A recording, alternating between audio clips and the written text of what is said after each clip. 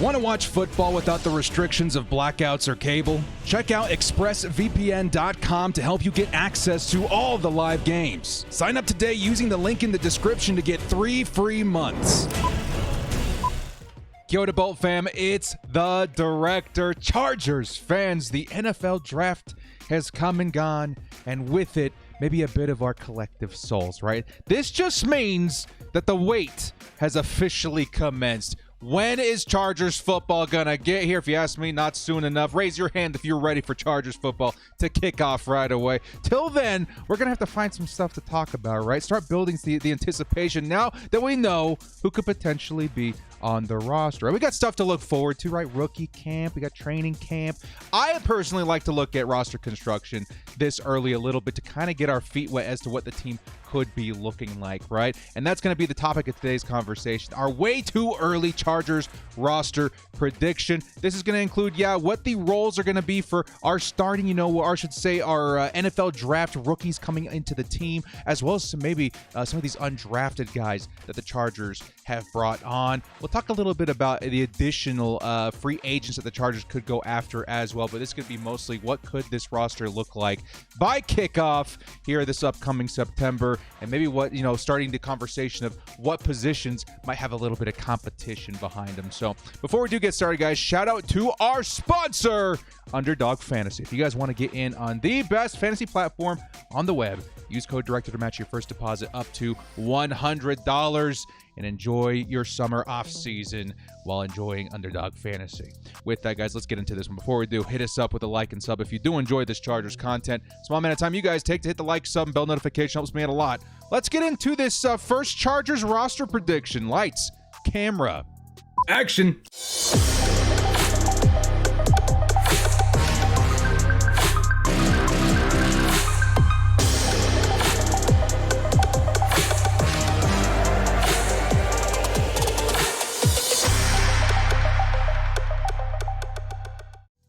My way too early Chargers roster prediction. Now, with a lot of these videos, if you guys have been watching my channel for a while, you know that I like to put everything in a nice, clean package, right? Show off the Photoshop skills a little bit. There's your little preview. We're going to get right into this video in terms of position by position, kind of talking a little bit about who we think is going to be starting on the offense and some of their backups, and maybe some of the roles that are going to be contested, or I should say challenged, by some of these backup players as well. So we're going to start here with the offense. Buckle up. Could be a little bit of a longer video. We have a lot of positions to talk about. I'll try not to take too long on each position in this one because we do have 53 positions to go over, at least players to go over, but it should be a good time, man. So let's start off with the basics, the obvious quarterback. Maybe not so obvious because we do have some backup pieces to be talking about.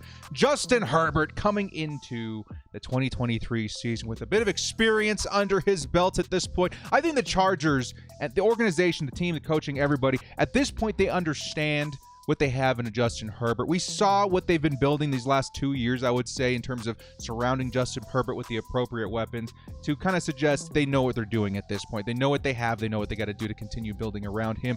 Justin Herbert, you're unquestioned quarterback one. Nobody's going to give you a lot of pushback in that. I would say a lot of people's questions kind of revolve on the backup roles. And if you guys remember, the Chargers these last couple of seasons, they've been known for rostering 3 quarterbacks. E.g., in game day, you're going to have 3 spots taken up on that on the roster of active players being taken up by the position of quarterback. And to me, that's something that I have not been so stupid excited about. To me, honestly, I think when it comes to quarterback, you take a look at the rest of the league, most players, or I should say most teams, just roster the 2 quarterbacks. You got your starter and you got your backup. The Chargers, I would say the last couple of years, it was kind of logical for them to say, okay, let's bring in Chase Daniel. He's got the veteran kind of insight, taking Justin Herbert under his wing, kind of teaching him a thing or two. Now it seems that the Chargers have moved into a position where they're not going to have that veteran presence. Chase Daniel, I think he retired. Now you're going to have backup Easton Stick sitting behind a Justin Herbert. And that's going to be your quarterback too. That's going to be the man with the plan that steps onto the field in case something, knock on wood with me, everybody, were to happen to Justin Herbert. And that, to me, I would say made some sense. Honestly, I was expecting the Chargers to maybe go draft a quarterback to be their backup as they develop behind a Justin Herbert. But I do think they like what they have in Easton Stick. He knows the playbook. They know Easton Stick in terms of a QB2, what he can offer right? So he's not going to be Justin Herbert out there, but he is going to understand, or they do understand, that he's got some mobility, extend plays, et cetera, et cetera. He's going to be the backup plan. Now, the third guy that the Chargers did add this season, which again, I was really hoping they would move away from this mindset, but they decided to do it anyway, be it a gimmick or a shtick or whatever you want to call it. They brought in Max Duggan, quarterback out of TCU. They drafted everybody else out of TCU. Might as well get the quarterback. It should make for an interesting dynamic this summer, and especially in camp. You got, the quarterback with his two top weapons in terms of receivers. It should help them all, I will say, strategy-wise, it should help them all transition into the pros, maybe a little bit smoother, right? I don't know if you guys saw the press conference for Darius Davis either. You saw Quentin Johnson crashing into there. They're all buddies. I'm sure Max Duggan and them have been getting together, having a lot of fun. It does help when you've got that kind of familiarity and pre-existing chemistry on a team. So there's that. Who knows how far? Maybe he doesn't even make it onto the active roster. Maybe he's a camp guy. I don't think that's going to be the case. I think he's going to be one of the top three guys, or I should say one of the three spots being taken on the roster. It's going to be quarterback, and those will be your starting threes. So there's your quarterback position. Let's move into the running backs. And the narrative behind the running back position this season is quite interesting because there is a little bit of drama, right? If you guys have been living under a rock and you haven't really looked into Chargers football the last couple of weeks, I would say maybe even the last month, running back Austin Ekeler, the Chargers superstar player, 20 touchdowns a season, it almost seems like at this point.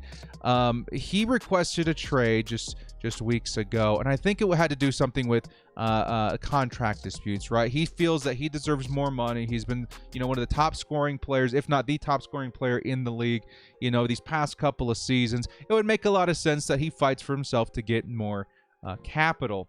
Unfortunately, due to the running back position and the way that the league views that position, it seems it's going to be an uphill battle for Austin Ekeler. And at this point, it almost seems like he's backstepping a little bit. It seems that he's going to be playing his 2023 season and then perhaps testing the free agent market in 2024. Good luck to Austin Ekeler, man. I hope that he has an awesome season. Of course, that would be awesome for us. But I do, in support of players trying to get their worth in the league, especially underrated positions like, running back and linebacker, even safety at some point. Safety has been starting to bounce back these last couple of seasons. You want to see these players fulfill their wishes and try and set themselves up for life, if that kind of makes sense. They got a short period of time to make that happen for themselves. And if Austin Ekeler feels like he's worth more, I'm rooting for him. I hope it works out. With the Chargers, however, I don't think that's going to be the case. I think the Chargers are more than likely, if Ekeler is still demanding more money in 2023, going to move on, which kind of raised a lot of eyebrows for Chargers fans this last offseason as to why we haven't added another running back. Now, there are more chances, I suppose, for that to happen. Now, this is like one of the first conversations we're going to have in terms of, players that we can additionally add via free agency this offseason. And that's probably going to be your most likely candidate in Ezekiel Elliott. Of course, you kind of want to have that 1-2 punch. Do the Chargers believe they have it with Joshua Kelly and Austin Ekeler? I don't know. But with Kellen Moore coming in to run the offense, it would be nice to have a short yard specialist kind of guy. Maybe Xander Horvath could be that guy for the Chargers. But as it stands right now, the Chargers do have a really good running back room so long as Austin Ekeler and company stay intact. So as of right now, you got Austin Ekeler, Josh Kelly, you got Larry Roundtree at the very back end, and of course Isaiah Spiller, the rookie from last season. So it looks really strong right now, but how is it going to be looking tomorrow? We have no idea. Into 2024, I think the Chargers are going to have to come up with a long-term plan. Maybe look at the 2024 rookie draft class in terms of running back next season, if it does come to that. So running back not looking too shabby. Next up, let's move into one of the, probably I would say, the most exciting position on offense this season due to how the Chargers drafted, and that is going to be wide receiver. Actually, we missed the Xander Horvath. You guys have to see the Xander Horvath photo there. Starting fullback, unquestioned. Wide receiver, let's get into it, man. Starting off with maybe what we would call the positions in terms of titles. I think a lot of Chargers fans, they get up in arms a little bit when it comes to who's the wide receiver one on this team. And I think most Chargers fans would tell you it's going to be Keenan Allen, right? And I still do believe Keenan Allen wide receiver one, but the unique position that this team is in, so they have actually a couple of wide receiver ones, what you would consider wide receiver ones, and it's because of, I would say, the talent of Keenan Allen, pushing him into that title of the best wide receiver on the roster, and then the position that Mike Williams plays at X receiver, kind of playing that featured receiver role, if that makes sense. So you got Mike Williams playing the featured receiver, and then you got Keenan Allen playing with the best talent on the team. And it's kind of funny how the Chargers have constructed this wide receiver room to really offer different skill sets and talents for the different positions at wide receiver that they're going to be playing. So again, Mike Williams, your jump ball guy, has a little bit of speed behind him, not the craziest, but he's going to be that featured X receiver for Justin Herbert. Keenan Allen, who's starting to get up there in age a little bit. I think a lot of us know this. A lot of us have been talking about this. He's going to be playing mainly in the slot where he does his best work. And again, I've mentioned this several times over the past couple of seasons as to why I think Keenan Allen's going to stay with this team a long time. And it's because you find longevity in players that play to their skill set, especially in the slot these past several seasons. The best example I can come up with is Larry Fitzgerald, who started to decline. Then Bruce Arians comes in there and says, hey, man, we're moving you into the slot exclusively. We'll see what happens. And he bounced back for, I would say, like an additional 3, maybe 4 years of relevancy in the NFL. And I can kind of see the Chargers beginning that trend with Keenan Allen with how they drafted. Now let's go ahead and introduce our third receiver for the Chargers in Quentin Johnston. Now the Chargers drafting Quentin Johnston was very telling as to how they view this wide receiver position group as to maybe what their future plans are going to be. Now, some people say we drafted Quentin Johnston to be the replacement for Mike Williams down the road. And although that could be true in the long-term sense, I think they drafted him more for what he can offer from the opposite position of Mike Williams. You need 2 guys on the outside, right? We already have our featured guy in Mike Williams. Now we need a guy opposite him that carry traits that the Chargers want and need. Now, nothing against Josh Palmer. He does have a lot of, traits that are valuable. I would say more specifically suited to the slot. But Quentin Johnston just checks a lot of boxes for us, right? He's got the speed, he's got the yards after catch ability, he's got, the ability to stretch the field, he's got the big body, which of course he needs to learn to utilize a little bit better in the pros. This guy really fits the mold of the Chargers wide receivers, and I feel like he's going to be a huge part of this offense this season. So to kind of reiterate, you've got Keenan Allen in the slot. You got Mike Williams at the X position, at the number 1 wide receiver position. And then you got Quentin Johnston playing on the opposite side, on the outside. This is a very, very deadly trio. I think the Chargers, with drafting Quentin Johnston, which again, if you guys want to go back and look at some of the videos that we did earlier in the season, even look on my Twitter. I think I did put a 5-minute clip. Quentin Johnston was one of the top receivers this season. And I think, in my opinion, the top receiver for the Chargers on their board, because of what he offers, and he could be the receiver with the highest upside because of his measurables, the speed and the size. With the drafting of Quentin Johnston, the Chargers, in terms of trios of wide receivers in the NFL, could be a top 2, maybe 3 team in terms of the position, depending on how Quentin Johnston shakes out. If he shakes out the way I think he's going to, where he's very involved, maybe he's not a huge weapon in terms of touchdowns or just like super featured, but what he's going to do is going to affect what the defense can do against us, and that's going to go ahead and leave a lot of room underneath. If Quentin Johnston is the man with the plan, stretching the field, making that area of the field dangerous, then we're going to see a lot more success from guys like Austin Eckler, Keenan Allen, and even a Justin Herbert in the run game.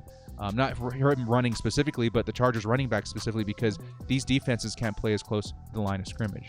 So I like Quentin Johnston a lot. I'm very excited. I think he's going to be a big difference maker. We're not going to get into stat predictions for all of these players right now. We're going to be, of course, doing that a little later on in the offseason. But I would say Quentin Johnston's going to have a pretty respectable stat line by the end of the year because of the way he's utilized. Again, you're kind of stepping in a Guyton kind of position, but that has a lot more upside. And if you guys remember, in Justin Herbert's rookie campaign, we saw a lot of H-bombs or 20-plus yard touchdowns in that season. I think it's about to return with Quentin Johnston on the field. And then to back them up, the wide receivers, we do have, of course, Josh Palmer, Jalen Guyton making his return, and then Darius Davis, which we're going to talk a little bit about at the end of the video. He's, of course, slotted in as a starting special teamer. I think he's going to make a big difference this season as well in terms of speed. Okay, so we'll circle back around to Darius Davis. All right. To round out the skill positions on offense, we've got the tight end in Gerald Everett. This was a draft class I think a lot of us were hoping to see the Chargers go in on tight end because of how, I would say, copious we saw in the amount of talented tight ends this class. Of course, that did not happen. And again, it's nothing against Gerald Everett. We just have to remember that Gerald Everett is just on contract for one more season. And the position of tight end, you would like to see rookies come in and sit maybe a year or two before handing them the starting role. That's kind of the reason why we really wanted a tight end in this draft class. Either way, we still have Gerald Everett, who's going to be very solid for us. And this is what I said last year when we signed him. He's going to be solid. He's not going to be a big superstar, but he's going to be, a bit of a better Jared Cook for us. And that's exactly what he did. Put up a respectable stat line, respectable touchdowns, respectable receiving yards. And I think we can expect that again this season. Where things get a little bit shaken up is going to be the backup positions, right? We got, of course, Donald Parham, who we're hoping sees a full season this year. He can be a big weapon for Justin Herbert. Trey McKitty, who's kind of adopting that blocking tight end role. And then I think there might be an option for the Chargers to open up, the tight end 4 position again for guys like Stone Smart, who've been here since last season. And then maybe other of these, free agents like Michael Ezeke, I think Ezeke is how you say his name. A lot of Chargers fans like him as an undrafted free agent. We'll have to wait and see how that position shakes out. But for right now, I feel pretty good about it. Let's go ahead and wrap up the offense with our offensive linemen. I want to take just a second, like 30 seconds, to remind you guys how much of a difference maker and how much of a huge difference we're going to notice seeing Rashawn Slater back on the field. Okay, of course, he exited early this last season. Jamaree Salyer stepped in very admirably and did a fantastic job in his stead. But when Rashawn Slater is on the field, folks, the Chargers offense, what they can do with this offense, their entire playbook expands, right?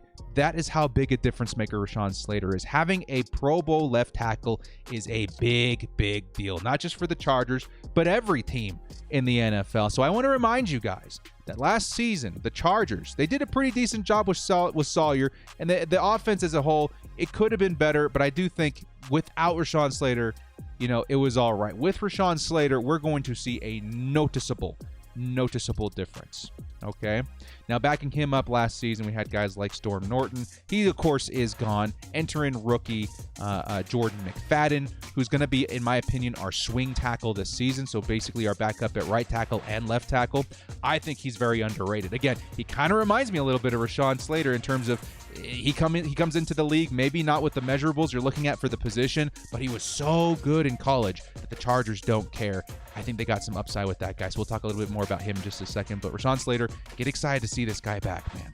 I don't know how many people know this as well. I just learned this a couple of weeks ago. At left guard now, we do have Zion Johnson, who was playing at right guard last season. It seems that with the emergence of Jamaree Salyer, that the Chargers have allowed them to switch sides and play in their native sides from college, if that makes sense. So now they're going back to their roots, to what they came into the league with. And so at left guard now, you're going to be seeing Zion Johnson. Very, very nice. Obviously had a great rookie season last year. Chargers are looking very good on the interior now with Zion Johnson and Jamaree Salyer. At center, we have one of the best in the league. Don't really need to talk much about that. Other than, I will say, you guys have to remember this too.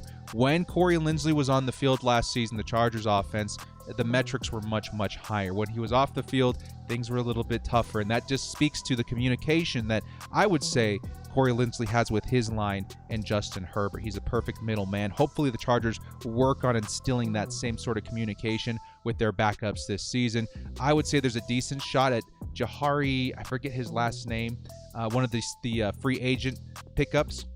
I think that he has a decent chance at maybe, making the roster. If not, Will Clapp, we have to work on that. But either way, we got a nice center there. Of course, Jamaree Salyer, the superstar stud from last season who really saved our butts.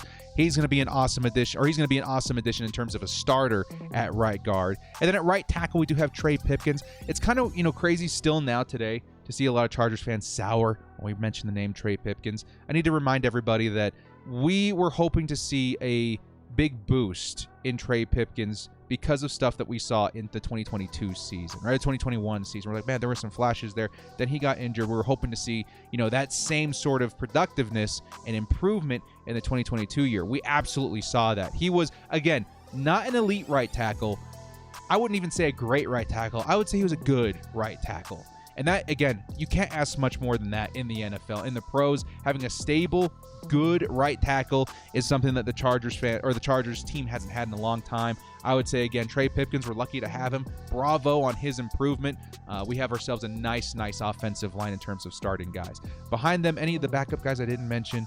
Brendan Hymus, one of the backup guards there as well. I think that kind of rounds everything out. So, as you guys saw at the top of the video, here is my starting guys here in terms of the lineup. I'll go ahead and turn off my face cam just for a second there so you guys can kind of see the full thing. Not too shabby, right? Not too shabby, getting to see everything kind of lined up there. Again, in terms of the backups at wide receiver, that's kind of what I'm thinking it's going to look like. I do think Darius Davis is going to have a role with this team in terms of special teams, which we're going to get to in a minute, but also gadget play. We see the Chargers run a lot of swings, screens, you know, things at the line of scrimmage, behind the line of scrimmage. I think he's going to be very much so involved that way. And I think the other guy I kind of wanted to highlight was Xander Horvath. I think if I were a Kellen Moore and I walked onto this team and I saw the state of the running game, which, you know, features a lot of yards through the air, maybe needs help on the ground, the first player I would look at is Xander Horvath to get more involved as a runner. That is something I want to keep in mind going into this season. All right. So with that, let's move into the defense. We'll try not to take as long. I know the videos have been getting a little long. Sorry. I kind of get carried away, but I do want to be, you know, thorough in my thoughts in terms of how the team is being composed. Let's go ahead and start at the edge position, which was a position a lot of us Chargers fans were very adamant that the Bolts added extra pieces to in the draft. And of course, we did end up accomplishing that. So starting at edge for the Chargers, of course, are going to be Khalil Mack and Joey Bosa, two of the best edge defenders in the entire NFL. The only issue that you're kind of running in with these two particular players is going to be injury. Now, Khalil Mack, he did see an injury in his time with the Bears that did sideline him for a season, but I really think that was the one outlier. For the most part, he's actually been, for the most part, pretty healthy, right? It's Joey Bosa that's kind of been the player that's been up and down in terms of his health, and that does, you know, cause a bit of concern for the Chargers in terms of their consistency in getting to the quarterback. This season, they helped themselves out tremendously at that position by drafting Tuli Tuipulotu out of USC. For one, in a perfect world, right, in a perfect setting, the Chargers are going to see a majority of the season where all three of these guys are going to be healthy.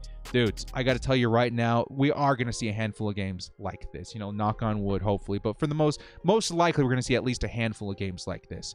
Having three deep in terms of skillful and threatening edge players is something you don't see very often in the NFL, and it is going to translate to production. Okay, we're going to see a pretty dramatic change in how often the Chargers get to the quarterback if we do see these three guys on the field at the same time, which Brandon Staley does like to run a lot of looks that do offer that. So first off the bat, very excited to see the edge position get that boost with Tuli. Tuli, of course, very versatile. You can play him along pretty much the entire line. You can play him standing up at middle linebacker if you wanted to, you know, blitzing the quarterback from that position. This guy just screams versatility, screams meshing with the Chargers defense very, very well. He's going to be, honestly, a pretty big difference maker this season. I think a lot of people, you know, say to themselves, oh, we already have two starting edge players. For one, of course, you got the backup in case somebody goes down. But for two, if all three of them are playing, I promise you, Tuli's going to be heavily involved in that scheme, in that defense to get to the quarterback. It's going to be an awesome season. One of my most anticipated players in terms of rookies to see this season is Tuli, and I think he's going to make a big difference. All right. Moving into the defensive line a little bit here, we do, of course, have the player that the Chargers extended this last offseason, Morgan Fox, providing that pressure from the interior. Of course, the Chargers, it really does seem that this is the season where they're really trying to improve that a little bit in terms of pressure, because when you get better pressure, you get better, I would say, results as a whole. You force more bad throws. Of course, there's sacks. Of course, there's, you know, tackles for loss. But I feel like getting to the quarterback consistently opens up the door for more turnovers. And I think that's what the Chargers were really trying to accomplish by re-signing guys like Morgan Fox, getting rookies like Tuli on the roster, and just all in all adding these guys that have the ability to get to the quarterback. His backup in Scott Matlock drafted this, I forget the round, pardon me guys, but one of those guys in the defensive line that really does have a knack for getting to the quarterback despite their size or position.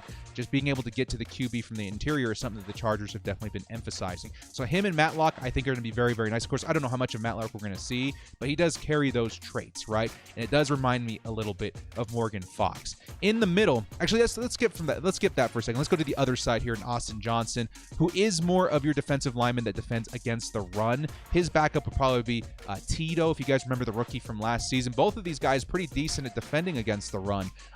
It kind of really depends. You can kind of mix and match. And that's what I love about this defensive line and how many different looks that you can throw at your opponent if you're a Brandon Staley. If you're really expecting run, definitely you can throw in a couple of different guys, right? You can throw in Austin Johnston, Sebastian Joseph Day, and Tito if you want to. Or one of the undrafted guys we like a lot, Jared Clark, who's also very, very good against the run. If you're expecting pass, you can throw Tooley in the interior if you needed to, with Khalil Mack, Joey Bosa on the outside, and then a guy maybe like Morgan Fox on the inside there too, or Scott Matlock, who knows. The Chargers have really positioned themselves very well in terms of options from the defensive end position, I would say. So it looks very, very nice there. And of course, nose tackle is something that the Chargers certainly are trying to get right. I think Sebastian Joseph Day has a lot of upside. He's certainly put up a pretty nice season last year. I would say the best interior defensive lineman. Him and Morgan Fox very close, but he certainly did a very, very good job there. Backed up again, I think Jared Clark has a very good chance at making this team. Pure nose tackle, can gobble up the run. I think that honestly, the starting edge and defensive line players, they look absolutely fantastic for the Chargers. And that honestly, just right off the bat, gives us a lot of hope that this team, in terms of a defense, which was really actually quite good last season, could elevate even further if everybody can stay on the field and Brandon Staley finds a nice rhythm in who he's throwing out there and with what looks. So defensive line, edge, looking very, very nice out there.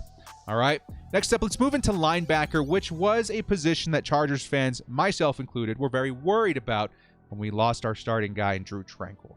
Still to this day, I'm very stung by his decision. I'm very stung by the decision of the Chargers. At the end of the day, it is what it is. And I would say the Chargers, they kind of made up for it with some of the signings that they made and rookies that they drafted this season. So let's start off with our two starting guys in Eric Kendricks and, of course, Kenneth Murray.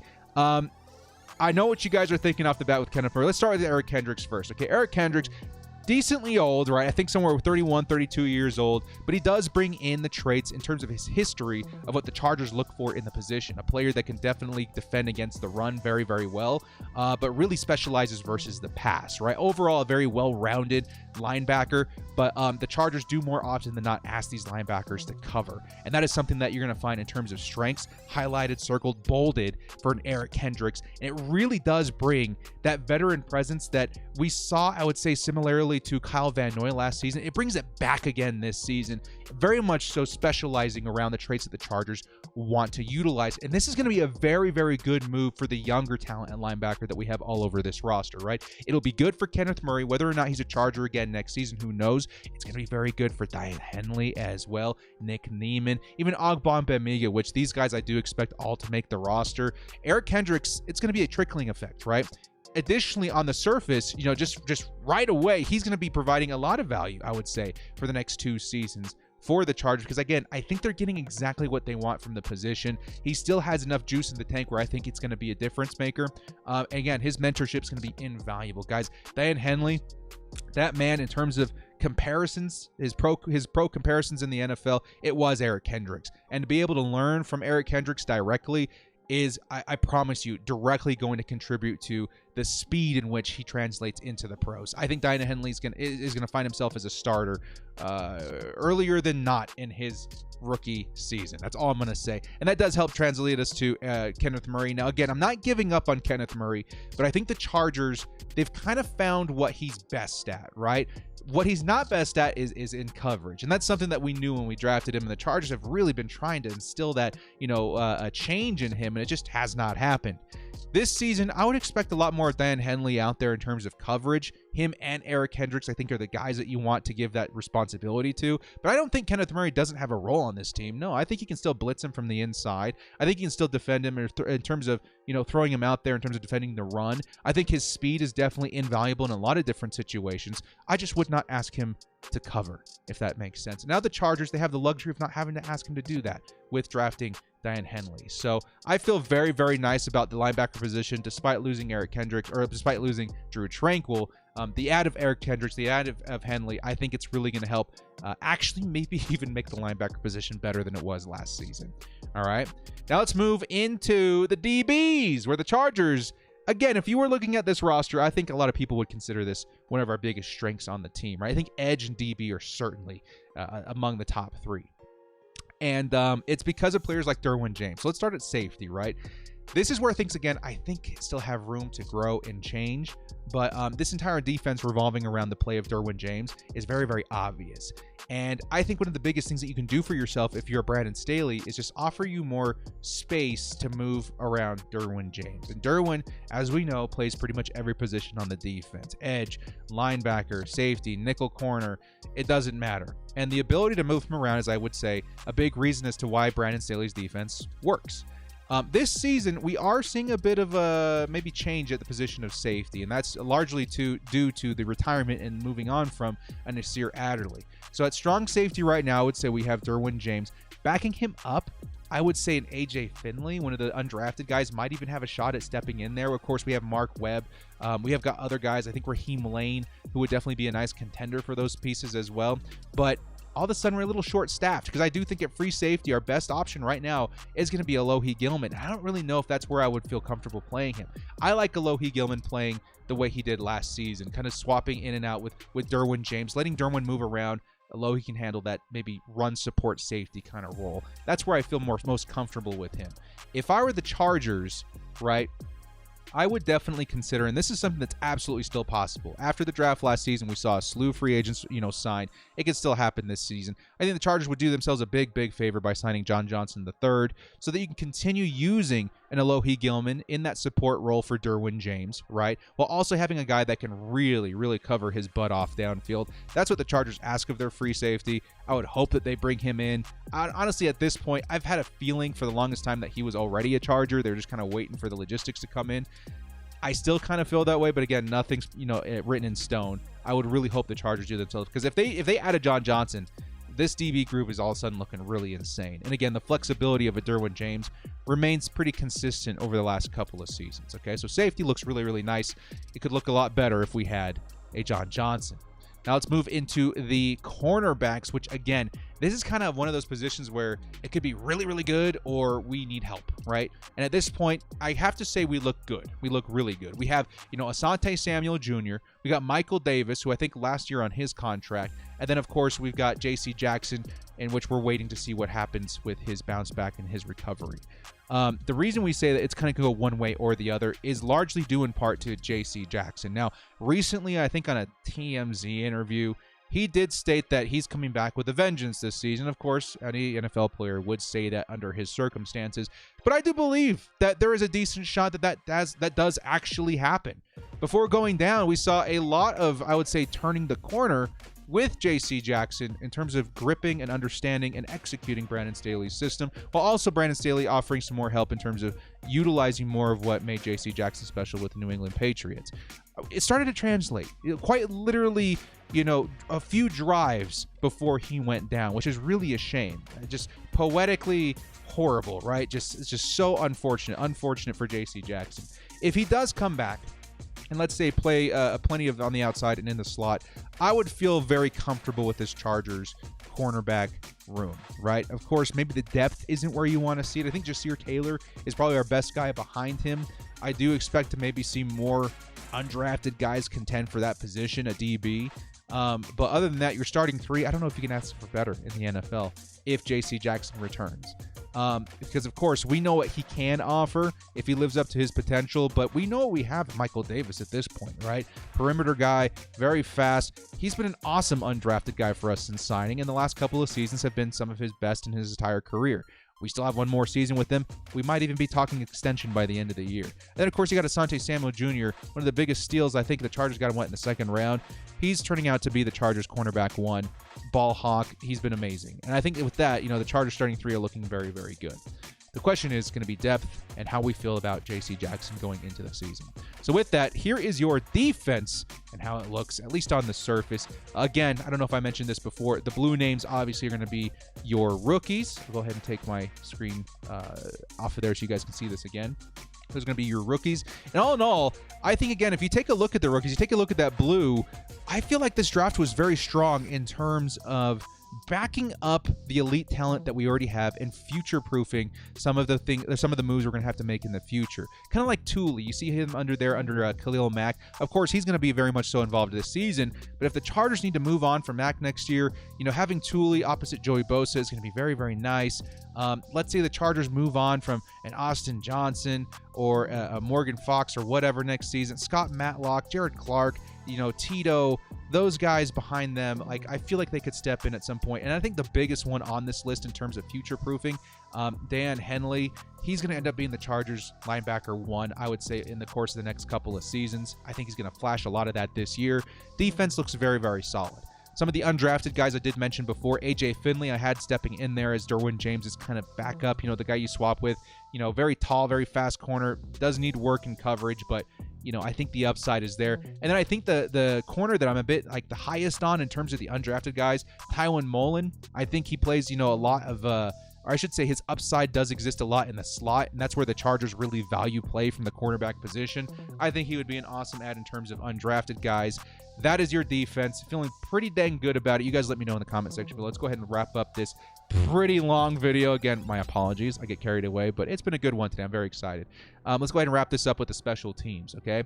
Not too much explanation there. We got Cameron Dicker coming in as your starting kicker. The Chargers, did we extend him? We did extend him, right? He'll be a Charger for the next several seasons. He's pretty clutch. Then we got our punter. I think maybe our best special teamer right now. He's vastly underrated. You guys take a look at him and his stats versus the rest of the punters in the NFL. We got a very good one in J.K. Scott. And then finally, or again, we were wrapping back around to Darius Davis, our punt returner. He's going to be, I think, a huge difference maker this season. And it's one where, again, we talked a little bit about the Chargers re-emphasizing special teams, right? If you guys were a Chargers fan pre-2021, special teams would oftentimes be one of the biggest reasons why we dropped games, right? Whether it be literal dropped returns, which is something that we have to watch out for with Darius Davis, or just lack of effort from special teams, lack of know-how. It really did hurt us, and it cost us a lot of games. Now, the Chargers have really been putting a lot of resources into making sure that's not a big issue. And not only that, but bringing in pieces that could be a big difference maker. And Darius Davis could be a huge difference maker for this team in terms of, obviously, yards. I do think scoring as well from special teams is something that the Chargers haven't really had in a long time, that Darius Davis brings a lot of upside with. Now, of course, a big reason why I love Davis is, once again, not just because of his special teams expertise, but because what he can offer on offense as well. We alluded a little bit to some of his gadget play ability. We saw it a lot at TCU, those swings, those screens, those sweeps, stuff like that. That is really something that he excels at, and it's something that the Chargers have been wanting to do for the past couple of seasons. We've just been handing it off to the wrong guys. As much as I love Keenan Allen, he just doesn't have that burst, right? That speed, that agility to really make it to the second level with those kind of design plays. Darius Davis can do that, okay? So I feel, and again, that's just on the gadget play side of things. I think he's going to make a big difference there, but I would be very surprised if we didn't see both our new TCU wide receivers on the field at the same time at some point every single week. And that's because of the speed, right? Imagine going 5 wide and you had Darius Davis and you had Quentin Johnson, lining up at the same time. That deep part of the field is going to be very, very vulnerable with the kind of speed that we now have with Darius Davis. Okay, I think they were saying that he clocked in somewhere at 23.5, almost 24 miles an hour, one of the fastest times ever recorded in the NFL and in college. That's now on our team. And defense are going to have to respect that because of Justin Herbert's big arm. He's going to be able to hit this man deep. He's going to be able to beat, coverage whenever he wants. And that's something that defense are going to have to respect.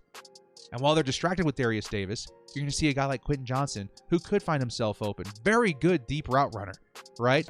That's just a nasty, nasty combo that I do expect to see some sort of preview of very early in the offseason, I would say. Maybe even in the preseason.